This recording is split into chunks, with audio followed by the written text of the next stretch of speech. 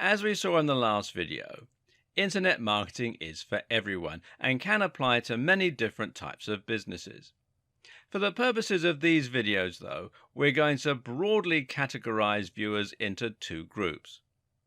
Those with an existing business they want to promote, and those wanting to set up an online business or make money directly through internet marketing. And for now, we're going to concentrate on the second group. If you already have a business, this is still worth watching, but if you're in a rush to get to the good stuff, fast forward to the section on website creation. If your plan is to build an entirely online business and to make money either directly from a blog or perhaps by selling digital products, then the first thing you need to do is to choose a niche, or niche as some people pronounce it. The term niche in this context essentially refers to a subject matter, an industry, and an audience. In other words, a niche can be health or it can be knitting. This is what your blog is going to be about, it's what the products you sell should be about, and it will determine precisely who your business is marketed at.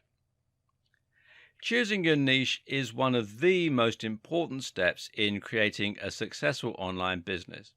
And the reason for this is that it will directly impact the amount of competition as well as the size of your audience.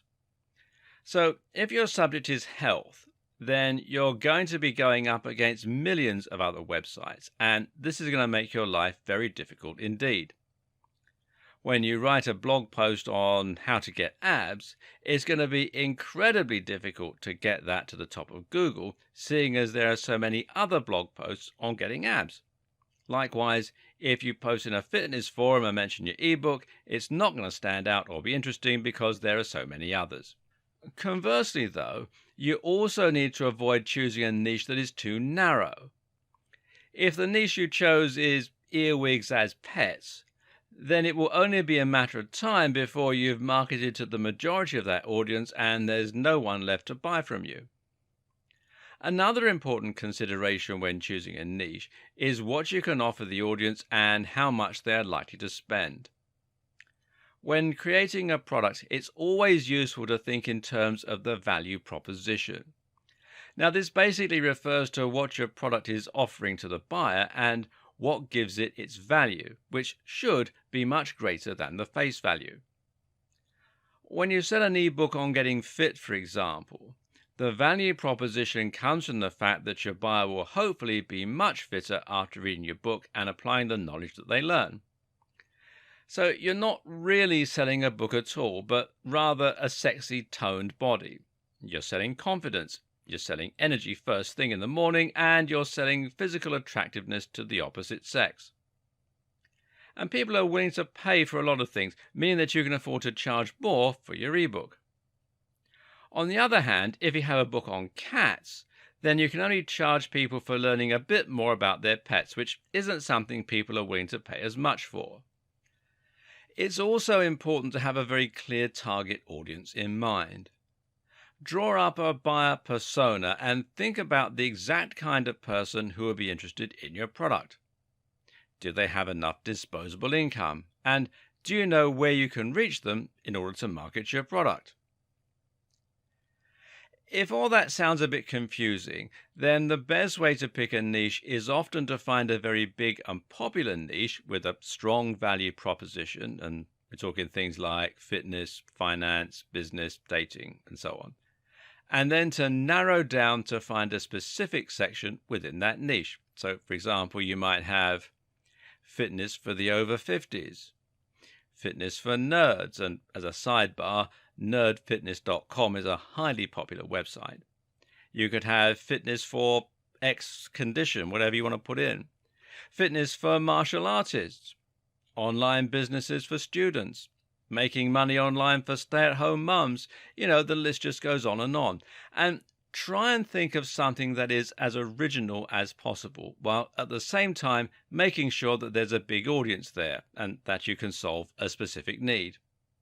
At the same time, though, try and choose a niche that you genuinely have an interest in and some knowledge about. And this will help you to write better blog posts, and it will ensure that you don't get bored of your business over time. And this is actually one of the most important tips. So don't be motivated by money alone, or you're likely to find your business lacks staying power. Finally, think about any connections you might already have and any contacts. If you happen to know the editor of Gardening magazine, then creating a business in the gardening niche just makes sense. Likewise, if you're a prominent member of a big forum dealing with health, then this is a very logical niche to choose, as you'll be able to post about your blog there and hopefully get a big reaction. In short, try to have an entire business plan ready before you even begin writing. Know your strategy, know your end game, and let your niche dictate all that. The next thing you need to do is to create a stunning website. Now, this is highly important, as your website is what's going to create the first impressions for your visitors and give them the confidence to buy from you. Now, this makes all the difference.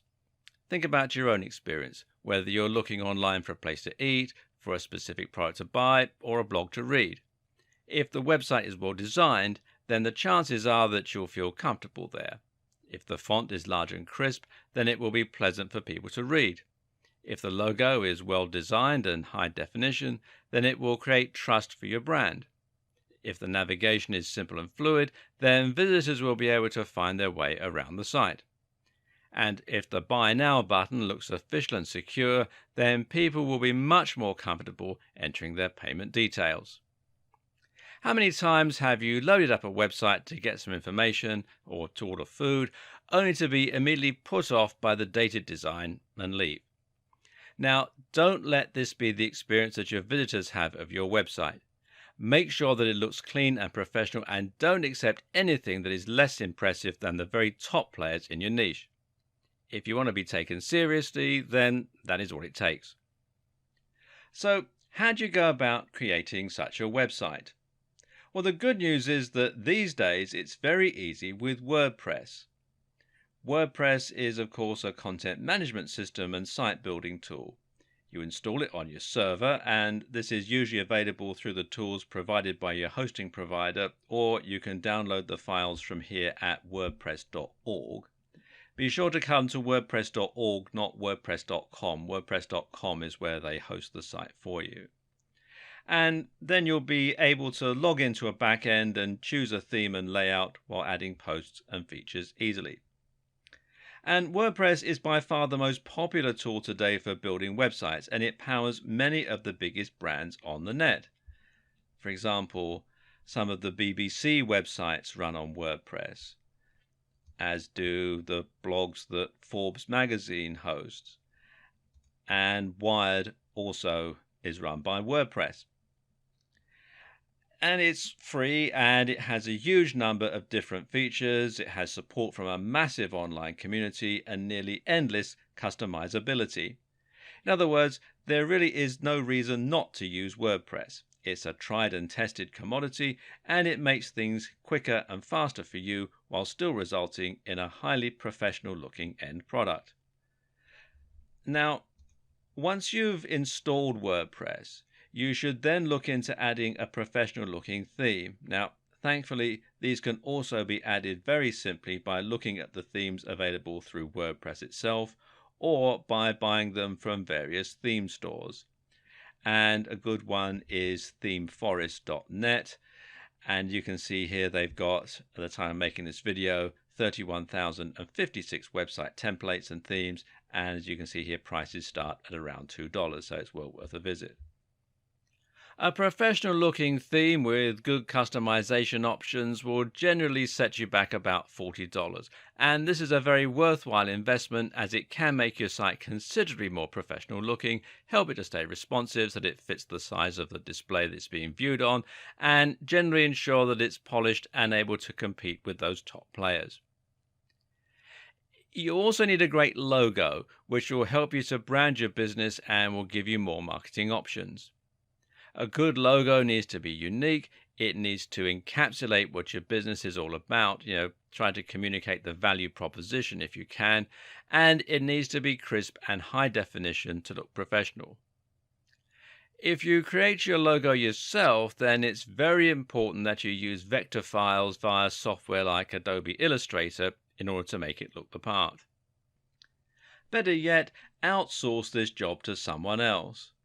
Consider using 99 Designs, which is 99designs.com, or if you're in the UK like me, it'll redirect you to 99designs.co.uk, or perhaps Fiverr, which is Fiverr with 2 R's.com.